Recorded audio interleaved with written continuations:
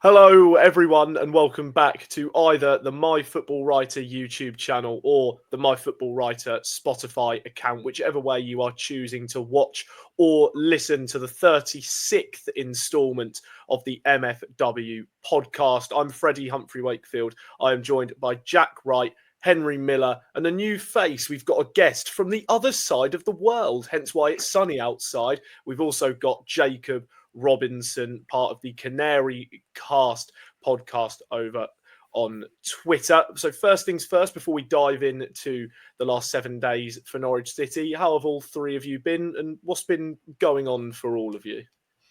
Yeah, I've been quite good. Other than three subpar performances for Norwich City, I've been quite good. A usual week for me, but yeah, thank you. Yeah, no, I'm all right, but I mean, obviously, we had the delightful watch along on Friday. That was again 2 watch alongs and 2 losses. But I think we're planning one for Burnley, so you never know against a team that's 20 something games unbeaten and has beaten the record for the most clean sheets in Championship history. But we got the top goal scorer in the Championship. You never know. Yeah, very well, thank you, mate. All good. Very happy to be on. Nice to talk and dissect about everything. At the minute, it's probably quite welcoming to be able to have a chat and about diffuse all the tension and the frustration, I guess, because Friday was one of those where it feels like we did score eventually, but just felt like you're always a moment away from really getting the result you wanted. Because we should have picked up something from Bristol City. So look forward to talking more about it. Yeah, 100%. No, Norwich should have definitely got a lot more than what they did at Ashton Gate. But before we dive into that, let's just give you a quick word about our sponsors. So the MFW podcast is brought to you in association with the Fat Cat and Canary pub. It's based on Thorpe Road. You can head on down to the Fat Cat and Canary and you can choose from a wide selection of ales from around the world to help quench your thirst. You can even order a bite to eat from their Canary kitchen and you can take in the pre-match atmosphere on a game day. But after that, we'll now dive properly into the week gone by. So we'll go just back all the way to Tuesday night at Carrow Road. Norwich City playing Sheffield Wednesday. And as Jack's doing to my right, he's just got his face in his hands and he looks upset. He doesn't want to talk about it, but you've got to. This is what we do. This is what podcasts are all about. So we'll go all the way back to Tuesday night. Norwich 2-0 up at half-time, cruising. And then they decided to just cruise a little bit more and take their foot off the gas. And probably was that the biggest collapse we've seen from a Norwich City team in recent years. They end up losing the game 3-2, concede 3 goals in 12 minutes. All of them quite poor goals as well, just defensive blunders and just not that much alertness at the back. They end up losing the game 3-2. And then on Friday night, as we've just slightly covered, they lose 2-1 to Bristol City. But just going back onto Sheffield Wednesday, what's everyone's assessments? And perhaps as well, what did you all make of Friday night at Ashton Gate? Well, first of all, I think it's weird because it was very reminiscent of the Sheffield Wednesday game last season at Hillsborough. I believe we were 2-0 up in that game and absolutely cruising at half-time and then went on to draw 2-2. Obviously, Norwich did one worse on Tuesday night and lost the game from being 2-0 up at half-time. But no, it's just abysmal, abject defending, really. And as you said there, Freddie, in your little preview, there were all really simple goals to defend against. And there's just massive issues, glaring issues at the heart of this Norwich City defence. And I think that the manner in which Norwich went about Tuesday night was disgusting, to be honest. And you need to really kill the game off when you're in that position, and to lose to a side like Sheffield Wednesday, who are exceptionally well drilled under Danny Rowe, I just think is so poor. And Norwich City got everything that was coming to them in that game. And it was you cannot be thrown away the game when you're in that position. No matter who the opposition is, you just cannot throw that away. So yeah, extremely disappointing.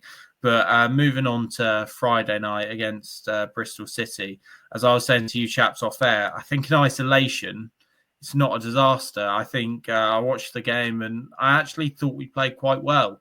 We were definitely the better side, and we were unlucky not to come away from Ashton Gate with at least a point. But I think it is obviously amplified with the results against Oxford and Sheffield Wednesday. But had we won those two games, I think most people would have watched that Bristol City game and been all right with it, because yeah, we weren't that bad and you could see what we were trying to do. Instead, everything's now amplified, and we've even seen people coming for Johannes Thorup-Ball's head now, which I do think is a bit daft. But yeah, there we go. I think in isolation, it's it is a bad result, but in isolation, it's not the end of the world. But obviously, with how recent performances have been, it has been blown up a bit. And with our next 4 games, especially, it looks like it could get worse. So I'm just praying we can find a way to get the points against West Brom after the international break. Yeah, I mean, I obviously spoke a lot about it during the watch along that we had on Friday, and I wrote a piece for My Football Writer. If you want to read my little piece, it's still on the website. Don't read it now; read it after you're watching this, because I don't want you to get distracted. I think just my overriding thought now that kind of the dust is settled, and I think it's something that no Norwich City fans want to ever say and admit. Just very good performances by Sheffield Wednesday and Bristol City. They knew exactly how to combat us, and it's exactly the word that I used in my piece, was that we were out-championshiped. And I think even we were out-championshiped by Oxford in terms of conceding from a long throw, like it's the 1990s or something. We're trying to force football from the 2030s onto teams that are still effectively playing football from the 90s and the 2000s. And it's kind of, there's obviously the word transition, but I think the word that I would very much like to kind of see shown by Norwich City is adaptation.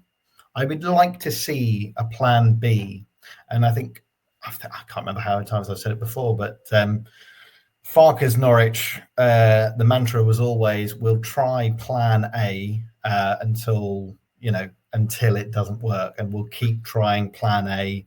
And more often than not, it did, it obviously was successful in the Championship, but I think when we were put under pressure by bigger teams, clearly plan A didn't work. And there's another team up in the Premier League at the moment who are also trying plan A very desperately. But Jacob, just so that you're aware, if you mentioned that other club, the one that's a bit sad. Yeah, I know what you're related to.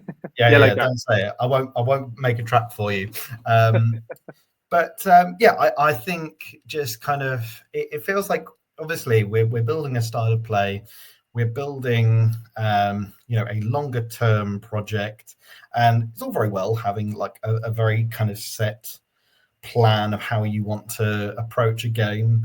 But then you've also got to just take your head out of the kind of the intricate game plan that, you've woven in training and you're really kind of being bred into, to literally just, use your footballing brain. Just lump the cross away, just put a foot in, just instead of should I make a little intricate back heel or through ball into the box to then put a little through ball, then no, just whack it. I mean, you saw it against Sargent against Bristol City in the second half. He just thought, right, I'm just going to go for this. Obviously it was a brilliant save with a shot from distance, but I don't know. I guess our players getting frustrated with the very kind of measured and specific way that Thorup wants to play, because exactly like you said, Freddie, and exactly like we touched on Friday, it feels like we are putting in so much effort and time and, intricacy to try and create a chance. Bristol City just put a bit of pressure on, have a shot on target, and George Long watches it go over his head. George Long, I'm going to talk about George Long because I literally said before the watch along, I want him to have a good performance. I don't think he had a bad performance. Personally, I think that double save is probably the one thing that will be remembered from his Norwich career. It probably shouldn't have been a double save because he probably should have, held it or palmed it into a, more clever position. But I do think he was exposed for both of the goals and probably couldn't, Angus Gunn wouldn't have saved those, I don't think. But I think it's just one of those where you're looking at the caliber of teams that we're up against and you look at the stature of the club that we are. We've obviously come short against, inferior teams. But again, Bristol City are, going up, they're going to be in that playoff mix. And we're not. We're just going to be in the mid-table mix. But we're not going to get relegated. So happy days. I think it's a really interesting few points you've been making. It's I think, like you say, the intricacies on the ball and the way we're trying to play, the way we're trying to develop has been from Ben Napper down in terms of the recruitment you've been getting. But off the ball, I think is a real issue. I think I've given Thorup a lot of rope in terms of just how the season started from the very moment of Gabriel Sauer obviously being sold. You're losing your heartbeat who carried last season. I've seen people, obviously, of course, it's emotional dart. Does David Bargman do better with this team? Categorically, no. When you've got the best player in the league last season who's, played in Europe this year, Jonathan Rowe, obviously, left, Abu Kamara, all of that sort of blow up at the start of the season. I thought he dealt with it magnificently. He was always honest, and he is always honest in his press conferences. And you could see sort of performances were getting there. I remember Blackburn 2-2 and being like, we can see that's coming together. And there's been, some really high performances more often at home than away. Just can't grind out a game. And like I say, off the ball, I think that second goal, obviously, Cordoba will be sort of highlighted as why was he delaying his kind of pass. I think that was because, Kenny McLean wasn't showing, the front three weren't showing. Rob Green did quite a good bit on Sky Sports about saying why he was delaying his time. I think George Long put him in a bit of a position where he's in a position where, like you say, Jackie with Thorup, it's pass the ball out. I'm not in the mindset of just clearing it for the sake of it. But off the ball, like I say, that second goal, Kenny McLean, you watch him, he's ball watching. The player who then gets into the position to finish it, Nappy Wells. That's Kenny McLean's man. If he looks over his shoulder, he's left a massive gap because he's ball watching. And that's your most senior midfielder, your captain, who still isn't a defensive midfielder. You still don't have a defensive midfield mind in that position. For me, I still look at him as a box-to-box player. Just how easy it is. I think the problem is with Bristol City, you can tell they're well coached and they were ready for it. Liam Manning's quite well known for keeping the ball and wanting to be sort of that guy who has possession constantly, but you can just drop off Norwich, just drop off, let them have it, and they will give you your own chances. You keep your solidity, and that's what this league is. I know we say about Farker and so many kind of 2017 comparisons. Well, it changed in the summer. From that first promotion season, even he tweaked it in the second promotion season. We conceded 20 less goals, and he knew that we had to be more solid. A lot of more 1-0 wins in those sort of that second promotion season. So even if he is someone, and you look at Leeds now, they still don't concede anywhere near the amount of goals they did in Farker's first ever promotion season campaign. So even he's adapting. I think with Thorup, he's still very young. He's got a lot to work on. I look at the whole group though. Napper, very young, very inexperienced. Thorup, inexperienced. I know you've got Glenn as kind of the assistant who's supposed to bring experience, but Jack Wilshere, inexperienced. I know it's difficult to just blame a set piece coach, but Nick Stanley is one of the worst people I've ever seen as a set piece coach. The way we've gone from being terrific set piece wise, attacking under Andy Hughes, who I know is not probably most popular in any Norwich sort of sphere because of how big headed he is. He's probably his biggest fan, but we were so much better last season than this year, where you just give easy goals away. That first Sheffield Wednesday goal, oh my goodness! And there's so many other examples of just easiness. But in terms of going back to blame, I think Thorup had so much to deal with this year. When have we had off maybe one hand the first choice midfield, which is very frustrating for him. You know, Sargent's obviously been out. That's a standard. Josh misses 3 months of every season. I think he's been here, and will be gone next year. So it's not a worry you've got to think about. But it's a work in progress. But I do understand everybody's point where you go, is it regressing slightly? I think the summer is huge, and I'll personally give him definitely until Christmas next year. But you've got to see a real solid defensive plan. And when you're saying defensive, that doesn't mean you've got to sit behind the ball like a Wagner team and just accept that the team in front of you is better. No, you can be on the ball, you can be proactive, but you've got to have a bit of steel about you, because otherwise you're just going to end up in mid-table again and have these frustrations, or slightly lower without a magical Borja Sainz and Josh Sargent. So, yeah, massively frustrating, especially when you should be picking up points. It was better against Bristol City, definitely, but to smell that danger, or lack of smelling that danger against Sheffield Wednesday from Thorup, was a big concern for me. We could all see it 2-0. It was coming. The wave of constant attacks, the momentum was in Sheffield Wednesday's favour. It felt very much like Leeds at home last season, where, you know, it was shot for shot, and again we just didn't shut up shop and lost 3-2 from 2-0 up. So yeah, I think there's big changes needed in the summer. I think that group is not got 2 or 3 managers sacked. I think we've had 2 or 3 managers below par, but I think there's a lot of clear outlets needed from players who are playing now and still featuring that 5-6 years ago were bench players, and that's a big concern to me. So I think in the summer we really need to look at that and hopefully use the money from a Josh and a Borja to really kind of kickstart and get us a solid team and a solid group of players that, even if there's a couple of injuries coming in, we've got adequate replacements, which I still don't think we have. Yeah, no, I completely echo all of those thoughts. For myself on both games, I did a whole video doing a match reaction for Sheffield Wednesday. So if anyone does want to check that out, keep watching this first and then go and check it out, because that was completely my opinion on it. And I thought it was a shambles the way in which Norwich went down. I still do.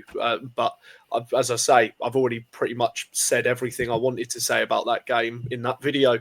As for Bristol City, again, pretty much said a lot of it in the watch along. I felt as if Norwich were the better team. I still think that upon reflection, because they had more opportunities that were clear cut.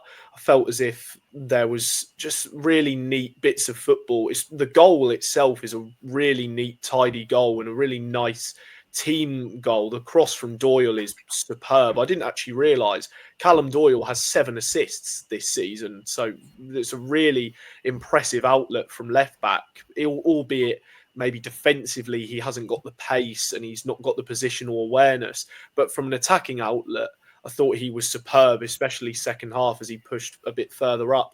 But the game itself, again, I just feel as if Norwich were the better team. And they, as Jack said, and was echoing what I had said on Friday, it just felt like Norwich had to work 10 times as hard. They really put in so much effort just to carve out an opportunity, and they get really unlucky with their finishing. Hit the post, Sainz puts one wide from 4 yards, but obviously you can't control that. Only players can, and it's down to an element of luck or whatever you want to call it. But no, it's 2 games that are frustrating in sort of contrasting manners. You look at Tuesday, it's frustrating from a manner of we're in front in complete control and just throw it away. As Jacob said, off the ball, there was just so many disasters, especially with the goals. But then you look at Friday, and then again, off the ball, rightfully, as Jacob said, there is the second goal where everyone just seems to watch. There's Duffy, who ends up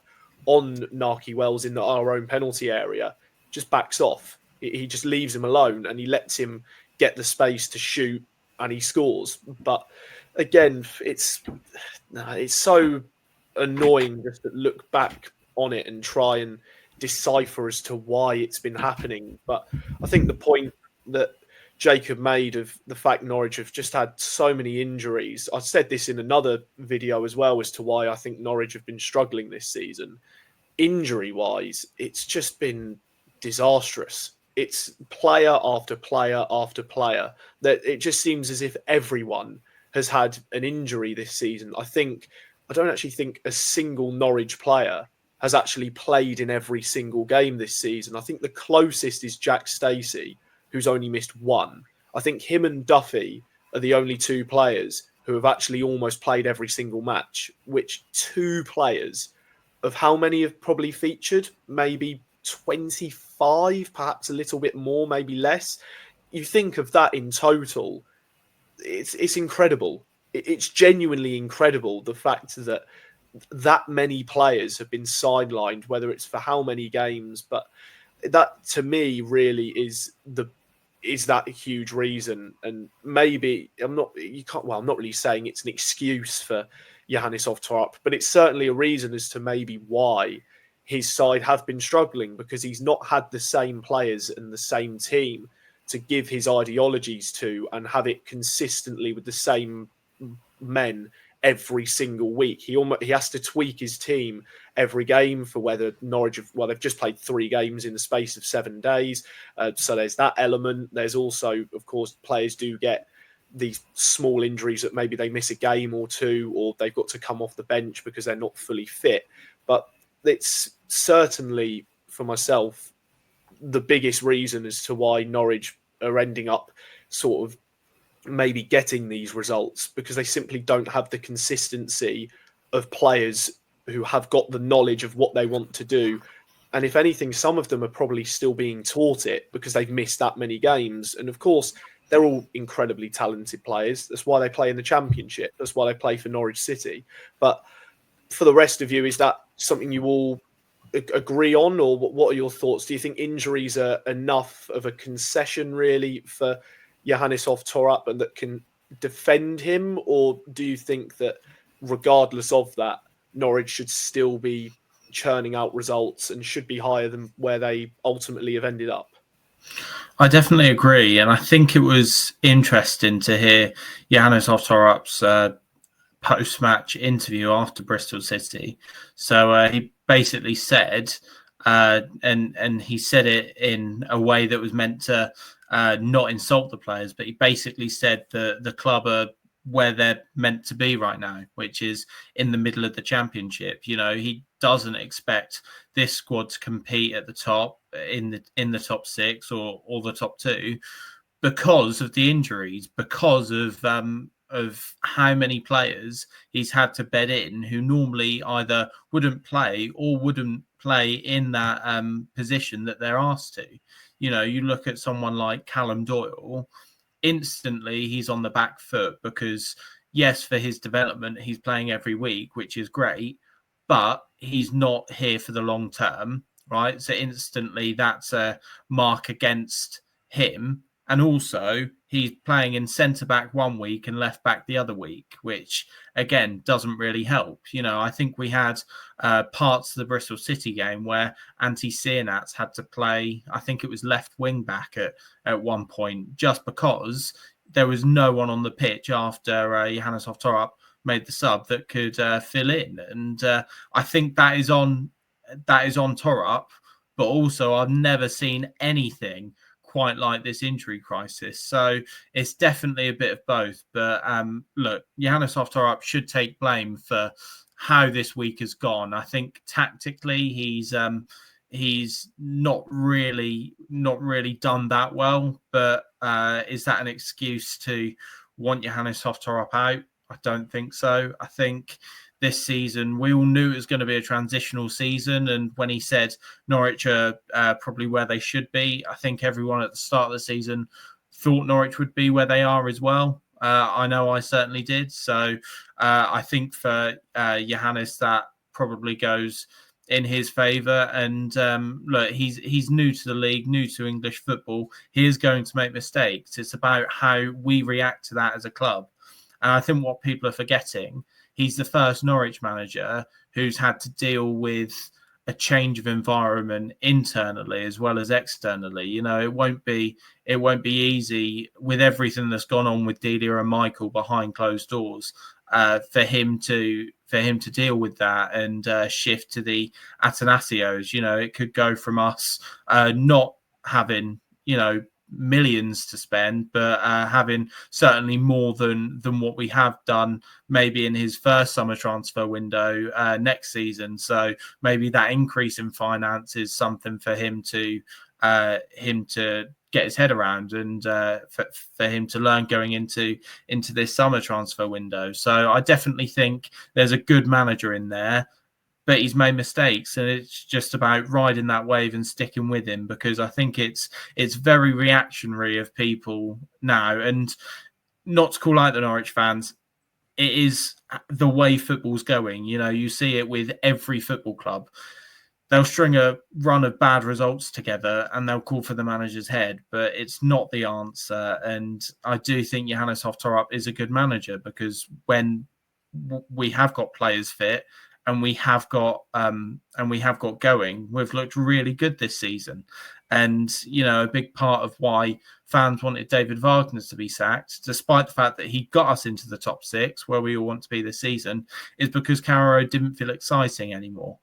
And when Hoff-Ball, as we call it, is firing on all cylinders, Carrow Road is rocking. So, yeah, I think he has made mistakes, but definitely stick with it. And definitely, if he can get players who he wants to in the summer, and if by some miracle we keep hold of even one of Science or Sargent, then yeah, we hopefully should be cooking next season. And yeah, hopefully we won't have as many injuries, because yeah, it is a contributing factor as to why we're not competing with the top 6. Completely disagree. I think we should sack him. We should appoint Russell Martin. We should bring Dean Smith in as the assistant, who loves a 1-0. We should just bring Brian Gunn back. He'll motivate his son to be actually good in goal, and make Captain Canary club president. And then I think everyone will be happy. But Jack, where are you putting Splat the cat in all of that? Well, head of catering now that Delia's not here. You know, it'll probably improve the sausage rolls. What about Aviva Lima? Aviva Lima, yeah, head of Madagascan affairs. I don't, because Limas are from Madagascar, aren't they? That's, you know, head of the Tampa halftime challenge. There you go. Oh yeah. Bring back the Zorbs or whatever they're called. Or is it the? I don't know. I give up. Anyway, what was my point? My point was, let's not appoint Russell Martin, and let's not completely abandon the project just because we're in a bit of a sticky patch. Obviously, it would take a madman to be completely on board and completely happy with a poor situation like this. You know, it is insanity after we have this run of form to just be like, yeah, it's fine. Yeah, it's fine. It's going to be fine. It'll be fine. Trust me, it'll be fine. I mean, obviously, there's evidence, like the amount of goals that we've scored. I think, Freddie, you said we've scored 60 plus this season. That's not the mark of a poor team. That's not the mark of a poor, attacking mindset and a poor coach. There are just different, parts of the game. And exactly like Henry is saying, pretty much everyone is learning. Thorup himself, all of the players, Schwartau, Cernats, they're young players who, don't understand English football at all. And I think, like you said, in terms of Sarge maybe not being here, probably not being here next season. If we get good money for him, good money for Signs, I don't want to say that we'll have lots of Atanasio money in the summer, but we might have, a bit more than we think. I think kind of in terms of the teams that are successful in this division, they aren't having to completely change their 11s due to unforced reasons, due to injuries and suspensions and things like that. They have the luxury to, change 11s because of, various different players and the amount of depth that they have. If we're talking about like HMS Piddle the League, instead of setting sail and instead of going forward and making sure our guns are firing, we're having to stop water coming through the bottom. That is literally all Thorup has had to do.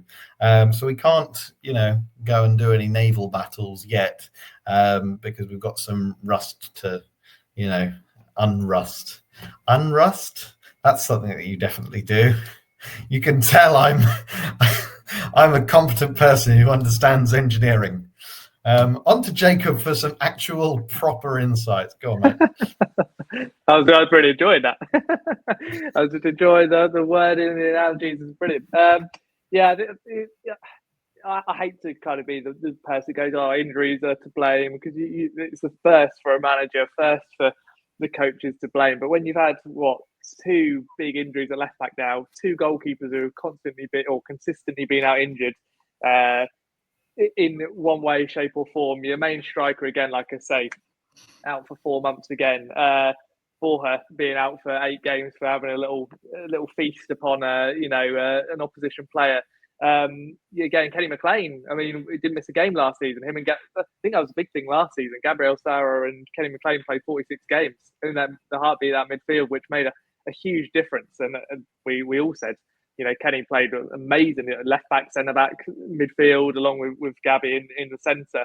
And when you take those big kind of holes out, again, like I say, Johnny Rowe played a big part of last season. Obviously missed the back end, but that's when Norwich were kind of flying and had everyone else back fit anyway. I think we were pretty solid for majority, apart from centre half last season. And this year, like you were saying, Freddie, it's Jack Stacey and Shane Duffy, your only ones who have been stayed fit, and they probably don't. They're probably two of the ones you'd say don't really fit the system that are trying to be played in the ideal world. Jack's a runner who on the ball is probably questionable, and but to be fair to him, his fitness is undoubted quality. And Shane Duffy is one of those where you can see the passions there. His best days are behind him, and I think off the field you can see that maybe doesn't quite live the main professional life that you'd really like to see from a player coming through. But yeah, it's been difficult to get that consistency just in terms of relationships on the pitch. So I don't quite see how it could be perfect yet. And like we're saying, to score 60 goals is a big chunk through Borja and Josh. And we're saying, actually what we're saying, 80% is through those three with their goals and assists. You can see the talents there. I think to replace those two are going to be hugely difficult in the summer. But we do have a little bit more money than probably what we're used to for the last 25 years. So it's a really difficult balancing act, I think. But then so many championship teams will be going through transitional seasons again next year, as it happens every single season. I think you've just got to get the group in early, or get rid of those who are going to be gone quickly, get those in who are going to be kind of the big players next season, to give Thorup an actual pre-season where he's got a team that's settled, which he didn't have at the start of this season, and go from there with it. The thing is, regardless if you sack Thorup or not, the idea behind having a sporting director system is to keep the system the same, isn't it? To keep the playing style the same and make very small tweaks. The head coach is supposed to be the one that sort of, you take them out for somebody else, and it's quite a seamless process, whether they're not doing well or if they're doing well and go up the league somewhere else. So this playing style is going to be the same.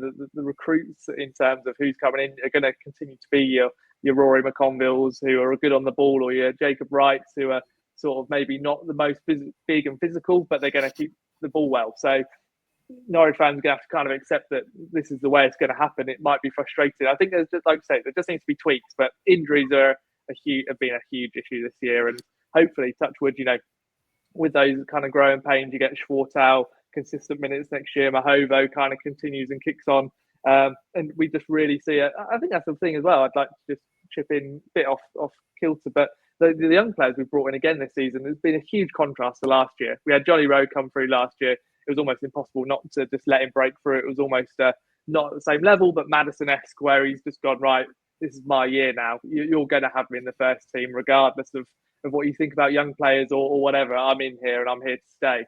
But this year, you've seen a host of players come through, and that's what Norwich fans really want to see. Good football and young players come through. Those two have been ticked off.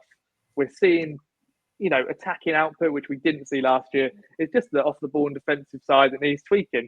Easier said than done. But I think with those bits being sorted, I think you've got a real chance for top 6 next year if you kind of either. I don't see a world where you keep either Borja or Josh, to be honest.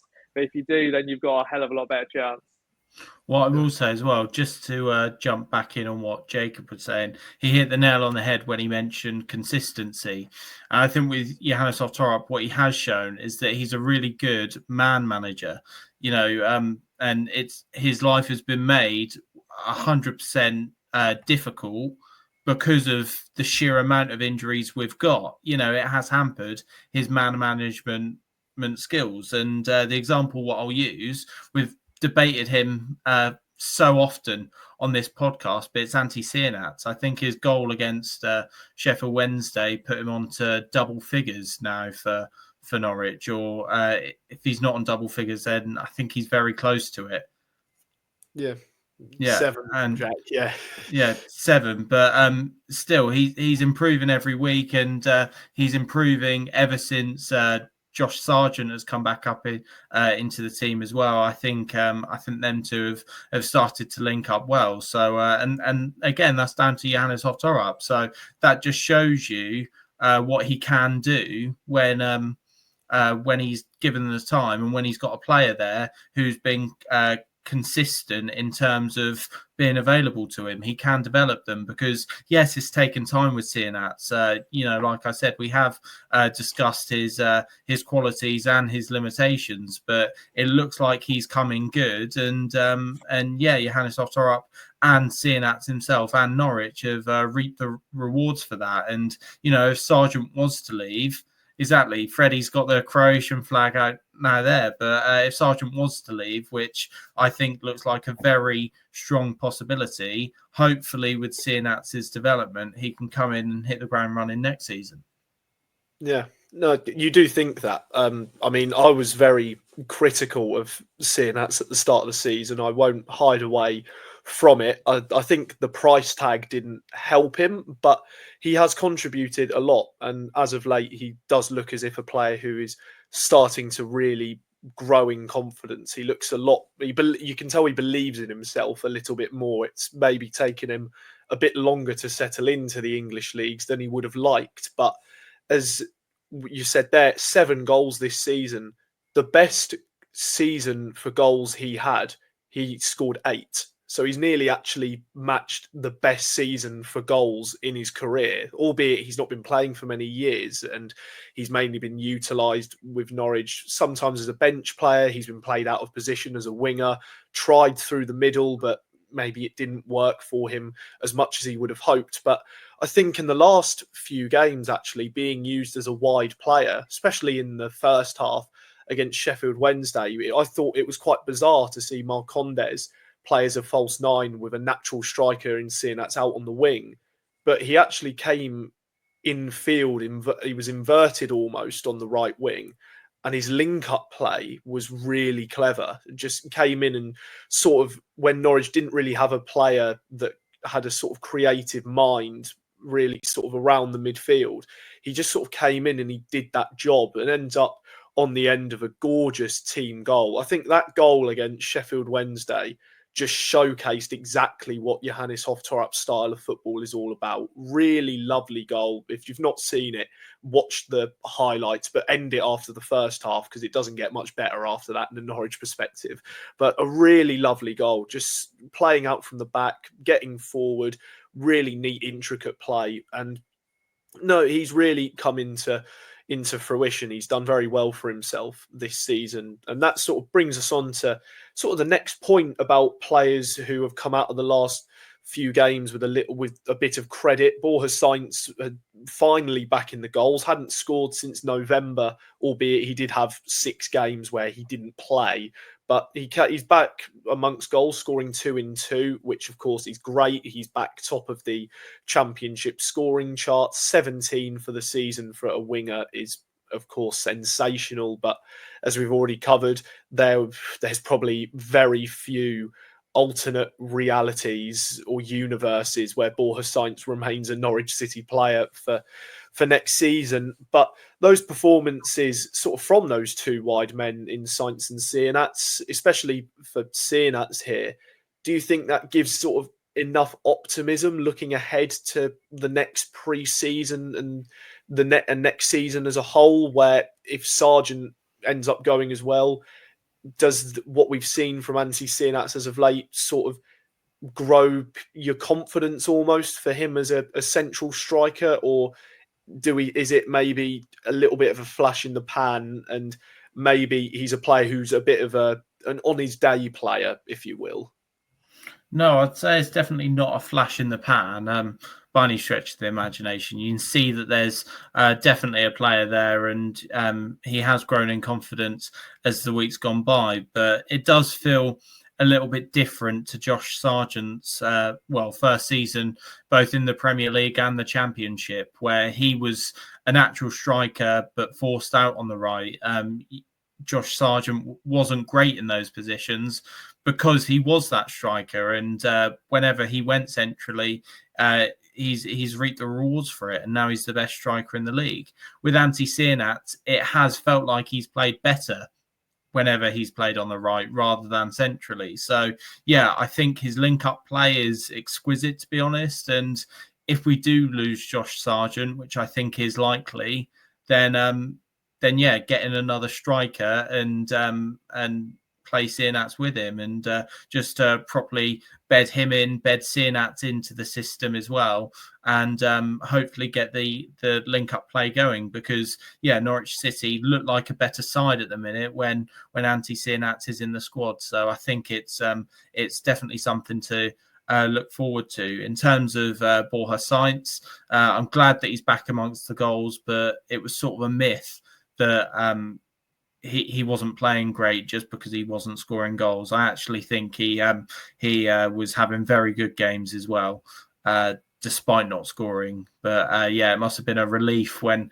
he saw his ball hit the back of the net against Sheffield Wednesday. But I think, as we've all been saying, I think Borja Sainz will probably leave in the summer. But I think maybe he's got a better chance of staying than Sargent. I think if you were Josh Sargent, you're looking at next year being a home World Cup year. You'd want to probably be playing at the highest level you can do, and not that should matter. But Borja Sainz, yes, he's been insane for us this season, and he's the top goal scorer for Norwich, but there's no external stakes really riding on his Norwich City performances. But sort of similar to Sargent, he'll want to be playing at the highest level as well. So I think it's very unlikely that both of them will be here next season. But to be honest, it wouldn't surprise me if we do lose both. But in terms of optimism, hopefully now that Sienats is putting in consistent performances, I think we can certainly look forward to seeing more of them next season. But what I will say as well, it might be nice, even if we do lose Borja Sainz, to move Marcondes forward. We've touched on this podcast quite a lot that Emi Marcondes has probably been one of our better players, and he has had that deeper midfield role because you simply can't dislodge Borja Sainz from the team. But I feel like slightly further forward, that's probably a more natural position for Emi Marcondes. So hopefully he can sign a new deal as well. Well, I think what we've always sort of said throughout this season about the sort of crop of players that we brought in is just kind of confidence. And a lot of these players, at least early on, looked very sheepish. And I think you can definitely see that Anti's growing into games, and obviously, that will come with game time. I really do echo your sort of, not frustrations, but kind of unknowings, Freddie, just in terms of what his best position is. Because I said, for as long as I can remember, he's just not a winger. As Henry has said, it's likely, and there'll be a Sargent-shaped hole up front. And I guess that will just be his opportunity, where if he starts in a number 9, starts bagging goals at the start of next season, at no point will we ever think, okay, cool, that he can, he'll go out on the right and it'll be fine. He will nail down that number 9. And look at someone like a Fisher or a Mahovo, or a Schwarta, even, dare I say it, and a Mankwa Forsen, maybe. I mean, he is young. He has obviously been struggling with fitness, but he again could be one that next season could really kind of knuckle down. But again, it's that golden I word, not that team that we don't mention, injuries. That other one, because again, Gabriel Forsyth could have had a fantastic breakthrough season for Norwich where he really made a difference. Instead, he spent most of it on the surgery table. So again, I think I touched it in the last podcast. I think it's all very well us thinking, right, next season will be fantastic, but won't mean the injuries won't go away. I would just love if there was 1 or 2, and then that was it. Yeah, I think I always look at it and go, at the end of last season compared to now, would I rather look at a 31-year-old Christian Fastnax on the right wing, who's never going to get better, who's not good enough for the Championship, who doesn't have the physicality, will pop up with the odd goal, but will not improve either. If you're looking at it from a financial point of view, your sales, he's not going to get you any more than what you've paid for him. He's not going to push you up the league. Like I say, he's not going to get better personally for you or the team. Or would I rather watch a 21-year-old Antti Cernak who, might be slightly out of position, but off the ball, you can see physically he's getting used to the league. He's chipping in with goals. He's contributed. And you can see, again, he aligns with what Napa and Thorup want, which is young, hungry players who want to develop at the football club and want to improve. And I think I'd always look at the second option, as I think every Norwich fan would have after you asked them, after we lost 4-0 at Ellen Road in the second leg of the semi-finals. So I think that kind of sums up where I am with the young players. Like, again, you look at right back, left back of last season, Dimi Janulis is better than Mahovo, but Mahovo is going to get improved. And even, to be fair, Ben Crestani has had up and down performances, but again, still very young. On the right side, would you ever rather Jack Stacey or Callum Fisher? Personally, I prefer Callum Fisher. And again, Callum Fisher, it was going to be a better fullback than Jack Stacey. In your midfield, would you rather Oscar Schwartau or, again, an ageing, for example, Jacob Sorensen? Yes, different positions. But again, those are the we're going to push those older players out. So that's the way I look at it. You want young players are going to make mistakes. Look at Cordoba, for example, again, up and down. But what is he, 23? He's going to be better than kind of your aging Shane Duffy in a couple of years' time. There's no doubt about that. So that's where I'm at with kind of young players. Where do you look at them? I agree with Henry, with Josh. I think Sargent is. I think he's guaranteed to go either. I think Leeds. Daniel Farke will definitely look at him for Leeds, or he'll go off to the US. I think what was it? Latte Lats at Middlesbrough went to Atlanta for 20 odd million. They've got the money. We've seen sort of reports. Are they true? Are they not? That he was talking to I think it was Cincinnati in terms of personal terms last season in the summer. Happy to go back. Would he go back home, be in front of Poch, ready for a home World Cup where the striker space is the one position which is hugely up for grabs for the US?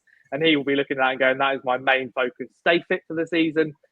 People will be listening to this saying, is MLS better than Championship? It's probably much for muchness, but he will be looking at it and going, the MLS is better than Norwich City in terms of being in the eyes in front of Poch, and of course the Premier League is a huge big bonus for him. I think Norwich will get 20 million plus for him just because of his contract. I think that's unfortunately, I think that's impossible to keep him just for the contract situation. 1 year left. I just hope he gets 25 goals between now and the rest of the season. What's that, 8 left, I think? Now he's on 17. And so you can sell him for more than 15 million. Again, I know that we're not financiers and not like looking at the finances and going, hey, it doesn't really matter. As long as my club survives, it doesn't really matter to me if you get 20 million, 25, 40 million.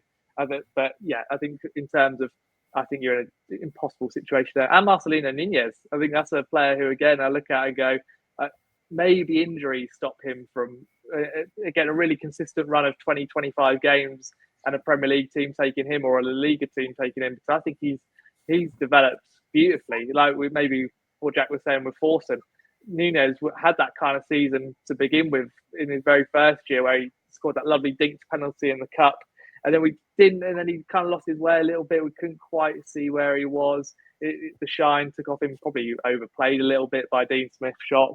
And then he just kind of went out of his way a little bit. So potentially Forson could become that sort of player. He's got a long way to go physically, though. You can tell beautiful kind of first couple of games in the cup and that sort of, but he's got a long development way to go. I think he needs to bulk up massively and just for the rigors of the league, let alone his kind of his first touch, his passing, his movement is beautiful moment against Coventry where he's got that moment of being able to have the Carrow faithful absolutely love him. I mean, that first goal, what a beautiful finish that was. But he's a player with quality, but massively needs to improve into his body and his frame, like a Schwartau who's almost ready to go at 18, which is quite scary. But I think you lose those two players, but I'd always rather see the young players coming through making mistakes because they're going to develop. They've always got better days ahead rather than kind of being on the decline with the likes of Duffy and Fastnax and all of those that we kind of signed. We saw last year when Webber went a little bit rogue and was like, well, I'm off. I'm on my notice. I don't really bother that much now. Huang, Danny Bart, all these players are just very kind of, let's put the plaster over the cracks. That's not the Norwich way. It's not how we do it. We bring young developing players, like I say, you can see with the likes of Fisher, Mahovo, Schwartau, they're going to only improve, and that for me is a big kind of process of where we're going, and probably a reason, along with the injuries, why we maybe are where we are. But for me, that's the right step to take. Yeah, no, it does feel that way. And as you have rightfully said, it's the Norwich way of doing things. Over the last few years, especially, we have brought up young players, built them up, and they've gone on to some big things. You have Max Aarons, who's gone on to Bournemouth. He's now on loan at Valencia, although I think he's been on the bench and not come on for the last 5 or 6 games. So I feel for him in that regard. There's Jamal Lewis, who's now living it up on loan in Brazil with Sao Paulo. So he's ended up somewhat all right. He can go and kick a ball about in front of the Christ the Redeemer if he really fancies. I know I'd quite like that life. You've had Ben Godfrey, who... Ben Godfrey. And then you move on to... Who else has there been? I'm forgetting names now because I tried to be... Jacob Murphy, who's won... Yeah, Jacob Murphy. He's just won a trophy, and he's scored in the Champions League. He ended up all right. Even Josh Murphy ended up okay. Went to Cardiff in the Premier League. He's doing all right at Championship level. But no, there's been a lot of young players who have come up and are doing well for themselves. And of course, we know from Johannes Torup's time at Norgeland that that's a key principle of his. He wants to try and bring in younger players and get them involved, and ultimately we've seen it. We've already mentioned Mahovo and Fisher. There's also Elliot Miles, who's had a few substitute appearances. There's been youth players called up to the bench, realistically because of injuries, but they've been put around a first team environment. They've been in first team training. So as Jacob said, I completely echo the point that they will learn, they will get better, they will have to probably bulk themselves up for the physicality in the Championship. Actually, that you made that point reminds me of Sargent after sort of his first season in a Championship environment, after he sort of got just sort of bullied a little bit physically in games. He came back. I remember, I think it was Millwall in the 2022-23 season when he scored a brace, and both goals he just showcased real strength, and he looks like he's got a bigger frame, so he learned that way. So other players can probably follow suit. But we'll go on to another Norwich Academy player. He technically is Norwich's player because he's on loan, but he's not going to be because the loan's going to be made permanent. But there's been a bit of talk about a certain Mr. Jonathan Rowe. It seems as if at Marseille, under Roberto De Zerbi, he's not fancied. He's mainly on the bench. He barely gets a run out in games. It's not been perhaps the season he would have hoped after he didn't bother going to a team meeting on the first game of the season and was packing his bags. But it looks as if Marseille want to offload him, but they've got to pay for him first. They have to they've got to pay the loan obligation buy fee, and maybe they look to just try and not make that huge of a loss and move him on. But it's a bit of a big question, this, but with this situation, and with Norwich probably going to lose a pretty good winger in Borja Sainz, do you bring Jonathan Rowe back for next season? What do you three think of that? Because I don't really know if I can answer it, given what happened, but I'll let you three do it for me. What do you think? Yeah, I think that ship has sailed. I think it's very similar to the situation that Christos Solis found himself in this past summer, actually.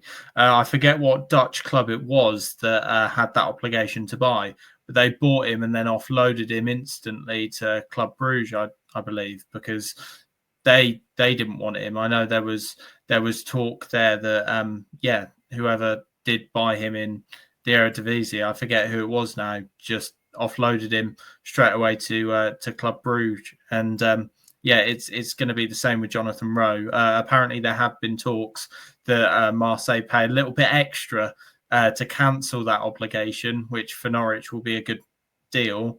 But I still think they'll look to sell Jonathan Rowe anyway. I think, would I welcome him back into this team?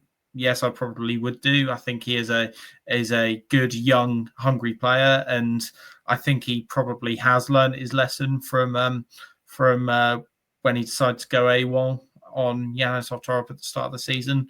But no, I think in terms of his place in the squad and financially, I think I don't think there's any way back from him. But I certainly think it's water under the bridge in terms of what happened. And to be fair, I wish him the best. I think he will go on and have quite a good career if he knuckles down. But yeah, he has he does have the potential to go the way that Jacob Murphy's gone, but he also has the potential to go the way Todd Cantwell's gone. So let's hope it's not the latter. I think you let him back in the squad on a certain number of conditions. You allow every single Norwich City player to get a cream pie and put it in his face, and he has to take it. He then has to sit down with Delia, have a cookery lesson, bake Thorup a cake with icing that says "I'm sorry." And then he needs to get a taxi down to Suffolk and use the toilet up against a building that also has grass in it in the main town that's in Suffolk. I think if someone from the club media team records all of that, then there should be no reason why he isn't, welcomed back into the squad with open arms. But just like imagine if we do keep Signs, we magically keep Sargent, and then Rowe is all of a sudden on the start of his redemption arc. I'm very much for that. If he owns up and apologizes and does all that, then fine. There's clearly a quality player in there, but unfortunately, I think that's my emotional brain talking. But my practical brain is with Henry that says the ship has sailed, and it's not the same ship that's got holes in the bottom and rust that needs to be derusted, like I said earlier. To go back to my point I made as well, because I know people will be shouting at their screens. It was Fortuna Dusseldorf who we sold him to, and then they sold him on to Club Brugge. Yeah, I think probably Johnny will probably be looking at the Jolis situation, won't he? And say, I had a rubbish loan at Twente and then went to Germany and scored 20 odd goals, and probably go, maybe my second loan was better, and now I could play in the Champions League and probably get a better move again. There's no chance.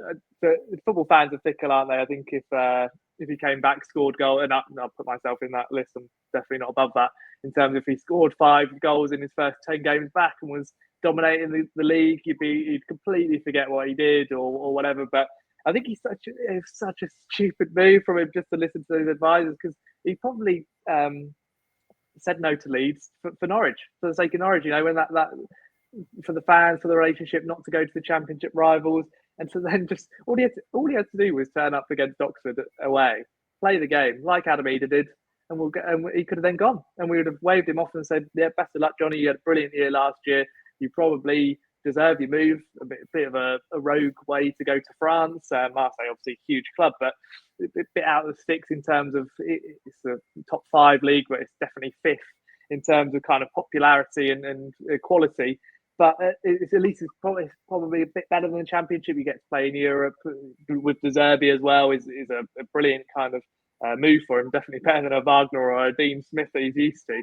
But yeah, I think it's just such a silly move. All he had to do was just manage his way out of the club, and I and other fans wouldn't have the same sort of frustration when you hear his name. I think he's kind of reaped what he sowed. For me, it's just one of those silly, naive moves.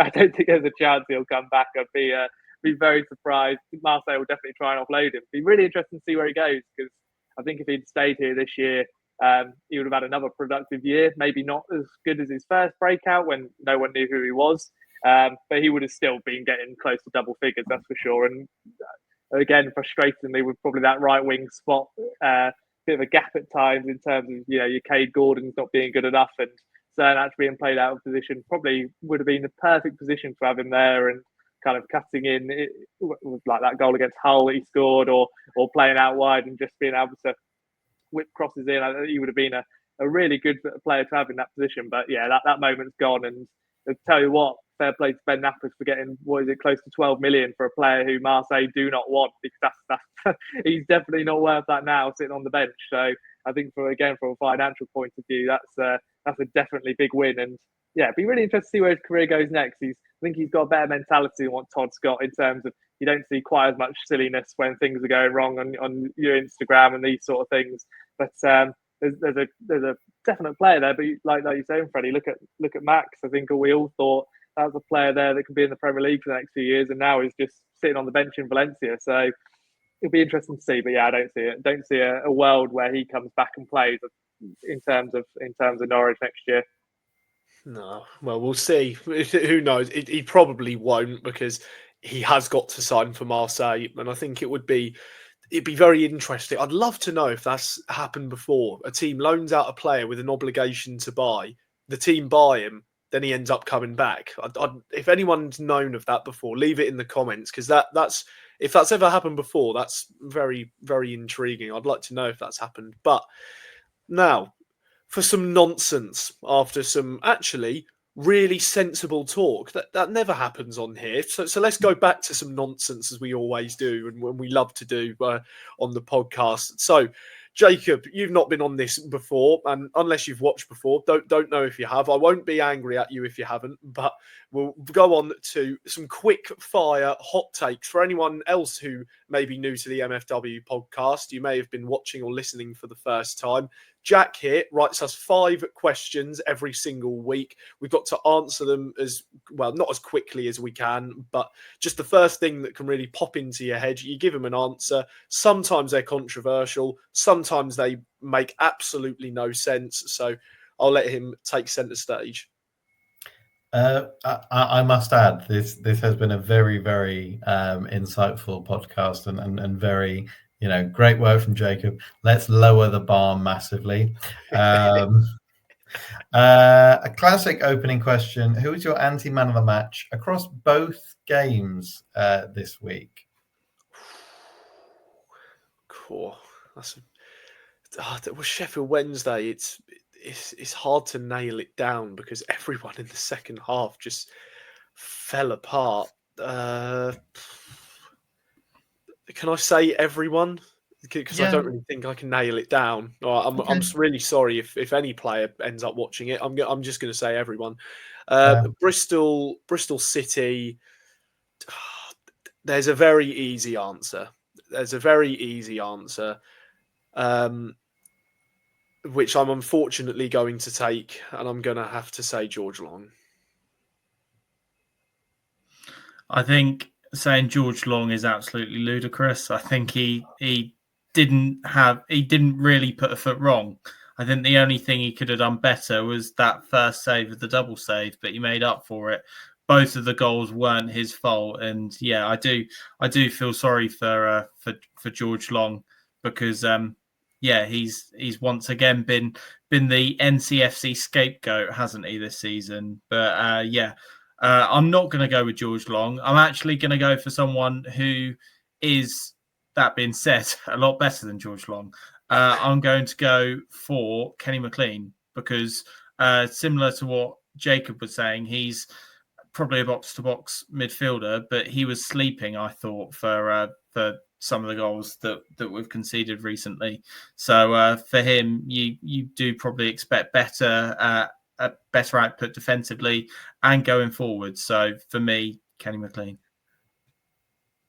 Yeah, I just want to caveat. I was doing my research, so I did know these were coming up. I know it's supposed to be quick fire. I'd say easy wins for me. For people listening, would obviously be Jacob Sorensen for just sort of reasons of slowing the play down. But for fellow namesake, I can't do that. And I'll actually be quite controversial for Bristol City. Give you some clickbait. Will be Borja Sainz will be mine, because should have had 4. Should have had 4 against Bristol City. I think all chances. Yeah, he scored a good goal in the end, but I think the one he hits the post, he should score. The one that's in the 6-yard box, he should score. And I think his general selfishness, where if he just plays the ball through, it would be wonderful to finish off a team move. But you can see his desires there to score a goal. So there you go. There's your controversial take. I think for the Sheffield Wednesday game, I'll go Cordoba. I was so frustrated with that way. I know he's poor against Bristol City, but I think it was the third goal, I think it was, where he just allows the cross to come in, and it's so frustrating. So there you go. There's some controversy to kick off. Yeah, just quickly from me, I think for a player that out of 4 halves of football had 3 poor ones, I agree, Cordoba. I think he had a very good first half against Sheffield Wednesday, but I think the other 3 were pretty bad, unfortunately. Question 2. We sack Johannes Thorup at the end of the season. Who is your ideal replacement? Goodness me. Well, if I've got any pick of any manager in the world, can I say Carlo Ancelotti? No. Let me be reasonable. Ideal. I'll be reasonable. I'll be realistic. Yeah, I'll be realistic. I'll go with Michael Schumacher. The Formula 1 driver. Do you mean Steven Schumacher? Of course it's oh God. Never let no. Not sure Michael Schumacher will do a decent job. Yeah. Considering he's in a coma. With the Australian Grand Prix. We think that Michael Schumacher will take us to the Premier League. Yeah, sorry. He'll get us up there real quick. Sorry, Steven Schumacher. Okay, yeah, cool. Henry. Want of a better name, probably Russell Martin, because he played good football in the Championship. But I'd much prefer Johannes over him. I was going to go with old Russ just to kind of give those the old fans going, oh yeah, love a bit of Russ, bring him back, club captain. I'd go difficult one, probably Ruben Selles from Hull. I really like the way he's kind of gone into an absolute. I can't swear on this podcast. Probably just an absolute mess of a place, and it's still not great. But you can tell that. Well, I think when we played them the first time to the second time, just off the ball, they're so much better. They press high. Maybe not the most attractive, but probably go with him just off the top of my head. I'd probably go with Jensen Button. Give over. Stop it, you. Stop it. No, I don't know. Maybe I've got Bristol City on the mind, but maybe Liam Manning. Maybe it's because he's sort of a Norwich fan. And maybe because he's got a terrible team in Bristol City fighting for the playoffs. I don't actually think that's that much of a bad shout, but I'm with Henry on this. I'm team JHT until until I'm not. This might be a quick and easy one. Should Onel be disciplined internally for his TikToks? Yes. Yes. He should have his contract terminated. No. That's a big statement. Joking aside, he shouldn't, but he should be disciplined for that 100% because, well, it turned Norwich into a laughingstock. I mean, Norwich did that themselves in the week, but he made them even more of a bigger laughingstock. So, yeah, definitely. I'd just like to know what he's thinking. What's going through your mind when you've just lost a game? Well, how do you think that's going to end up? Well, with kind of mimicking is he thinking his kind of his teenage fans on TikTok are going to go, oh yeah, you played great and you weren't to blame. It's brilliant performance from you, and it's just such a stupid thing to do from a 32-year-old man who's been here for 7 years. It's honestly one of the most stupid things I've seen, and just absolutely bizarre. I don't understand why he does them anyway, to be honest, especially in a season where you're kind of up and down so often. I know this is quick fire, just to get this off the chest.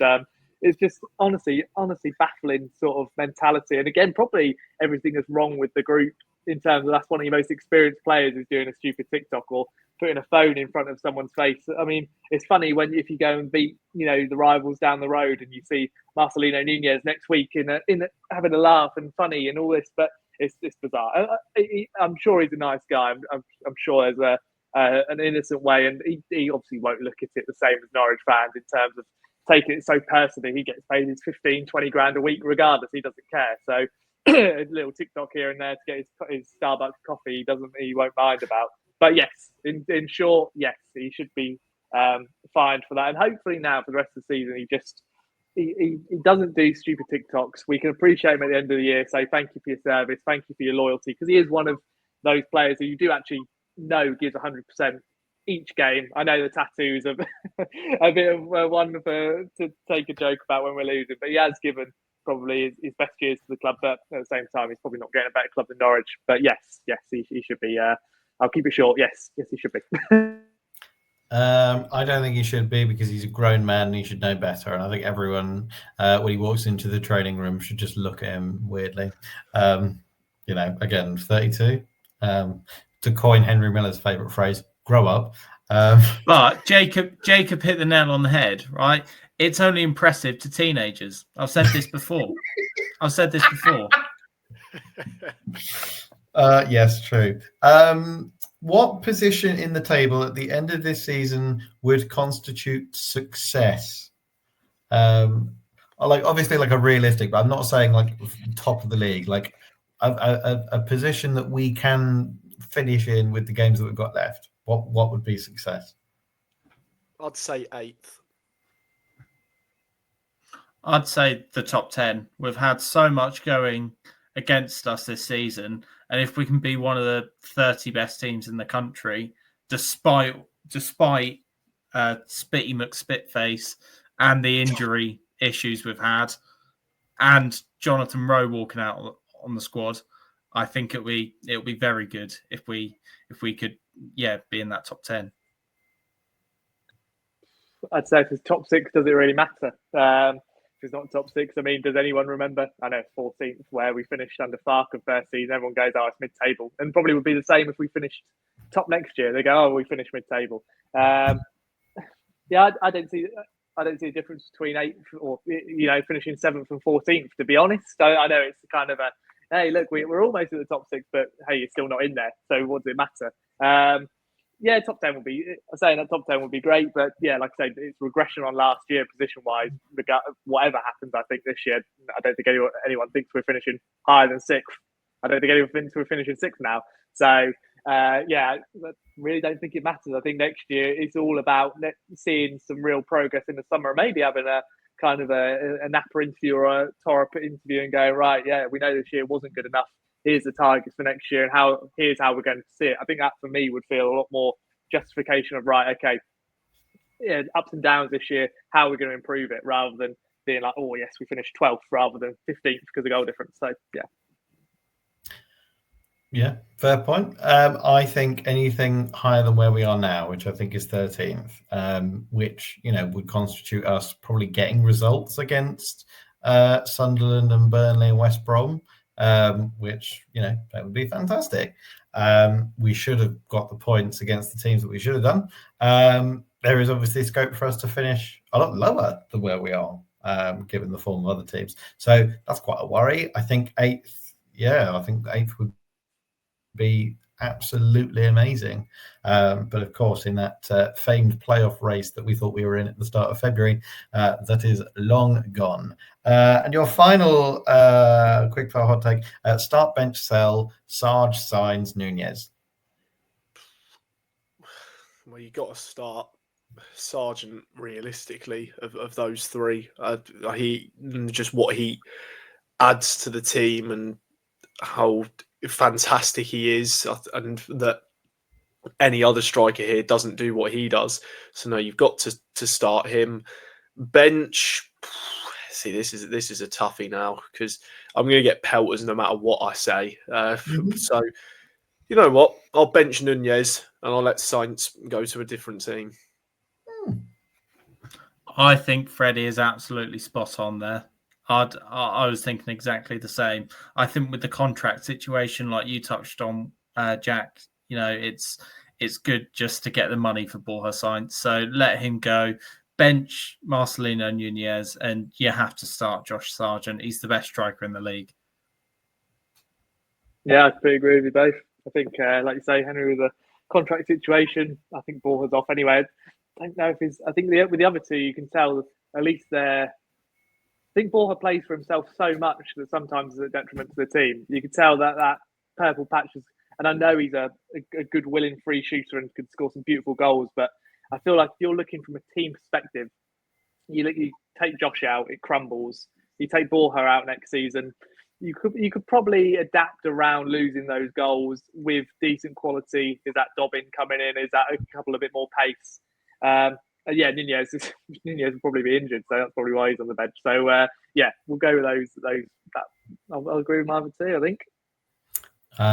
Start Nunez for the tempo, bench signs for the pace off the bench, sell Sargent for all of the juicy money and the opportunity for Cernat. That is the right answer, and you are all wrong. And that's all your quickfire hot takes. No, thank you for writing them as always, Jack. So we'll see what the people think. Feel free to give any of your answers to any of the questions in our comment section below. Maybe even let us know online. We've got our socials just in the bottom left of this little graphic here. And a big thank you to the Fat Cat and Canary in the bottom right of our little background here for sponsoring the MFW podcast. This has been episode 36. We hope you've enjoyed it, whether you were listening on Spotify or you're watching on YouTube. It's goodbye for now, and we'll see you for the next one.